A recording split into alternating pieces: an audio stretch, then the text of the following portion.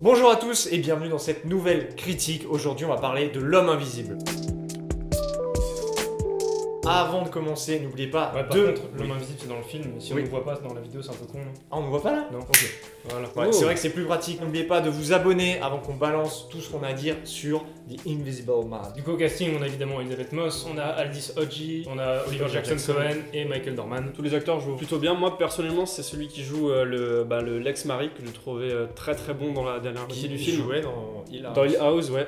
Et évidemment, ce film, il est réalisé par qui? Par tonton Lee Whannell. Lee Whannell, que vous connaissez sûrement. L'année dernière, il a réalisé Upgrade. C'est le mec à l'origine de Saw. Mais en fait, ouais, Insidious. il est pas que réalisateur, il est aussi acteur. Donc Et- peut-être que les gens l'ont ouais. déjà vu en tant qu'acteur. Aussi. Dans Saw, Il y a joue des dans tout petits rôles. Ouais, bon, Mais ouais, c'est ça surtout va, ouais. un grand scénariste de films d'horreur. Oh, mais vous l'avez vu dans Saw, vous l'avez vu dans Insidious, Mm. sa tête vous dit forcément quelque chose. Qu'est-ce qu'on peut dire sur la réalisation justement de ce film? Elle est invisible. Elle est invisible parce que il a réussi à faire quelque chose que j'ai trouvé très intéressant. C'est un très vieux bouquin, L'Homme Invisible. Il y a très longtemps, il a utilisé des plans, c'est tout con. Il a juste filmé des fois par moment des pièces vides ou des espaces immenses avec des grands angles où les personnages sont dans un petit coin où ça te donne l'impression qu'il y a quelqu'un d'autre dans la pièce. Et ça, il le fait à plusieurs fois dans le film et je trouvais ça très intelligent. Vu que l'homme est invisible et qu'on va pas le voir, on va pas filmer un plan et faire une espèce d'ombre qui se déplace. C'est vraiment Oui, du film ça, et j'ai il y a bien aimé. rien du tout. Ouais, Donc c'est ça qui est cool parce que c'est logique. C'est même, oui, c'est En logique. soi, c'est logique. Et à chaque moment, ils expliquent ça très bien parce qu'à un moment, ils montrent le costume de l'homme invisible. Ouais. Et c'est ultra logique vu que c'est en fait des caméras qui Mais prennent la c'est lumière un et truc tout. optique. Et- Plutôt bien pensé. Après, le film est vendu comme un film d'horreur, c'est une limite un peu bizarre, on va dire. C'est le genre Get Out, c'est un film de suspense, d'horreur, et en même temps ça joue surtout sur des problèmes humains, tu vois, parce que là le problème de la meuf, c'est que son mari il est vachement, il la Il est contrôle violent beaucoup, et tu ouais, vois. ouais. Et il y a ce côté science-fiction, horreur qui Un se rajoute peu, par-dessus, comme dans Get Out. Après, dans ce film, il y a présence de certains jumpscares ou des trucs comme ça, des screamers qui sont mis là, mais c'est bizarre parce que je trouve qu'ils apportent pas grand chose. Il va y avoir, au Un niveau son. du son, il va y avoir des bruitages d'aliens, c'est vraiment super chelou. Mais On va c'est- avoir Un un- bruitage qu'ils font surnaturel. alors Ouais, que c'est rien. il y a rien de surnaturel et le bruitage on Ouais. va C'est des bruitages genre Paranormal Activity, tu vois. Ouais, mais c'est. Moi j'ai trouvé ça. Ils doivent avoir une Dommage. base de données de bruitage Mais et oui. ils ont pioché dedans bêtement. Ça c'est vraiment un truc, il y a des moments tu vois ça, tu fais putain non. On a quelque chose qui ne fait pas peur quand, Oui. quand ça Ah fait oui. pas peur, tu vois. Mais je pense qu'ils étaient en mode oh, faut rajouter un truc qui fait peur. Mm. Donc des bruits qui font peur. C'est un peu voilà.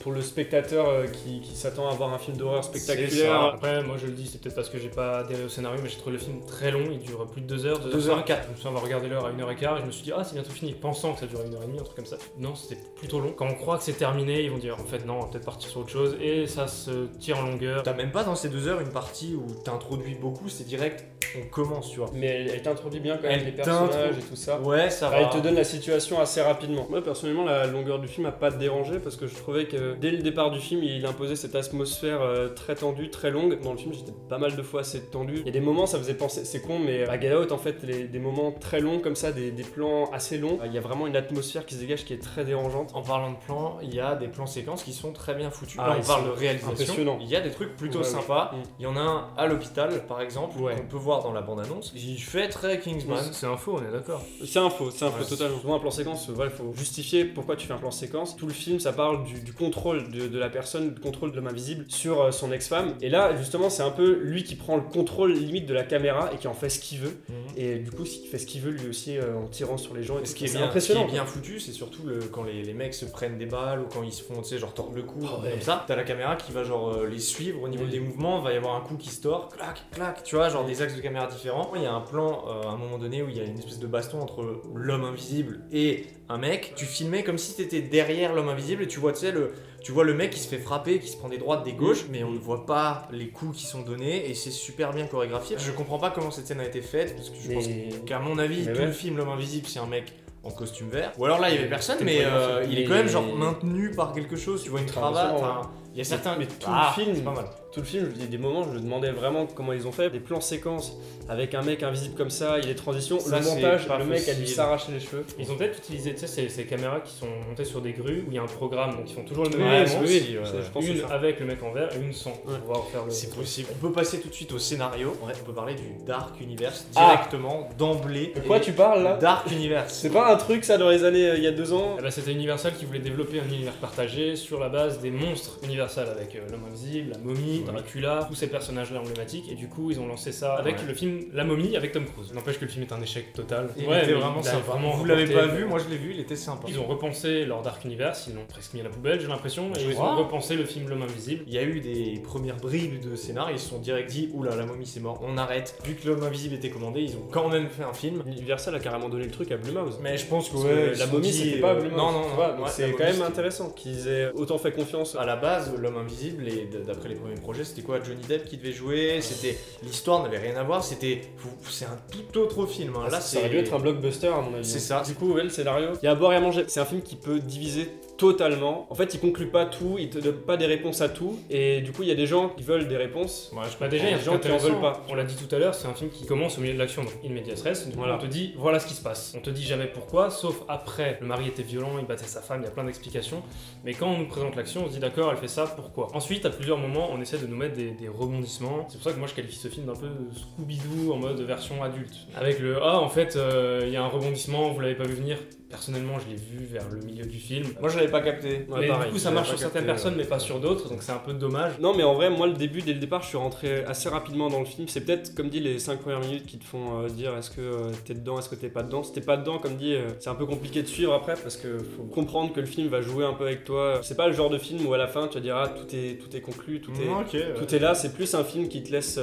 Questions. Avec des questions. Moi, ça m'a fait un peu penser à Us, je trouve, dans ce côté, on donne pas beaucoup de réponses, on laisse beaucoup de liberté aux spectateurs de s'imaginer des trucs. Et justement, les persos, on peut en parler. J'ai trouvé que les liens entre eux étaient pas vraiment Ça, définis. c'était très bizarre. Ouais, Au début, j'ai eu c'est du un mal à peu savoir bizarre, qui On nous était présente qui. les persos et tu dis, mais c'est quoi qui vous lie en fait? Tu dis, ils sont frères, ils sont ensemble. Peut-être il y a une ligne de texte qui, ou alors au montage qui a c'est sauté. possible. C'est Parce que possible. après justement on peut parler des personnages principalement de la meuf, voilà, on suit tout le film, on sait pas parfois si elle est folle ou tu vois tu doutes aussi Alors un peu avec ça, c'est elle. plutôt sympa. Ça, c'est cool. Par Ouais. contre ses réactions c'est parfois vraiment lourd et tu te dis Ah, ouais. arrête, tu fais n'importe quoi. Mais là. ça, j'ai l'impression que tu peux pas écrire un film d'horreur sans avoir des réactions bizarres. Même moi, les meilleurs films d'horreur que j'ai pu voir, genre It Follows et tout, il y a toujours eu des réactions un peu connes dedans. Et ça, je trouvais ça. Je sais Mais là, pas c'est- si c'était obligé d'en faire. je comprends pas. Là, c'est pour tout le monde parce que va y avoir des scènes de baston et je sais pas, genre on va tirer sur l'homme invisible, on va pas l'achever ou alors on va essayer de se battre et d'un coup on va fuir sachant qu'il est encore là. Je comprends pas l'idée. Ça sert à rien. J'ai toujours l'impression qu'ils font exprès ça dans les films d'horreur pour que ça continue parce qu'ils savent très bien qu'un Ouais. film d'horreur il peut s'arrêter en 2 secondes. Ah non, S'ils sont logiques, Absolument, ça voilà. dure 10 minutes. La logique d'un C'est film vrai. d'horreur en 2 secondes c'est fini. On peut parler vite fait de la com du film Ouais. qui a été pas trop présente en France. Non, en France, bof. Non. Mais comme on revient de Los Angeles, on a vu pas mal de choses là-bas.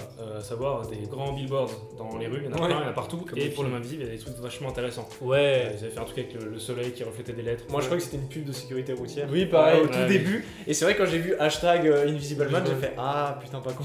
En France, on n'a pas eu une com, ou alors j'ai rien vu, mais. On nous a vendu ça Voilà, comme tous c'est les ce que films j'allais d'horreur en mode bon bah voilà le nouveau film d'horreur sort. Je trouve ça dommage parce que c'est peut-être con, mais je trouve qu'en France on vend vraiment mal ce genre de film. Les films d'horreur on a du mal à les Ouais. vendre parce que regarde, on se Get Out souvient a de... été méga mal vendu. Mais oui hein. de ouf. Oh là là là. Il y en a plein comme ça. Du coup, voilà ce qu'on pouvait dire sur ce film. N'hésitez pas à aller le voir pour vous faire votre propre avis. Si vous l'avez déjà vu, dites-le dans les commentaires, Dans les donnez commentaires. votre avis ou dans la petite fiche sondage qui apparaît juste là. C'est cool parce que c'est un film qui fait le débat entre Ouais. potes. Ah oui. Je trouve ça sympa parce que c'est pas le genre de film où tu le vois et à la fin tu fais oh on a tous kiffé. Genre. En tout cas j'espère que vous avez vu les vlogs Los Angeles. Vous les avez vus ou pas? Moi je les ai vus Je les ai montés donc je les ai bien. Ouais. Il les a montés et vus. Ça c'est très compliqué à et faire. revus aussi. Et revus. Ouais, voilà. Donc ils sont là si jamais vous avez pas vu. Il y a d'autres critiques aussi qui arrivent, donc voilà, on s'abonne. C'est tout ce qu'il faut savoir, tu t'abonnes. Nous on part pour de nouvelles aventures. Allez, ciao. Ciao.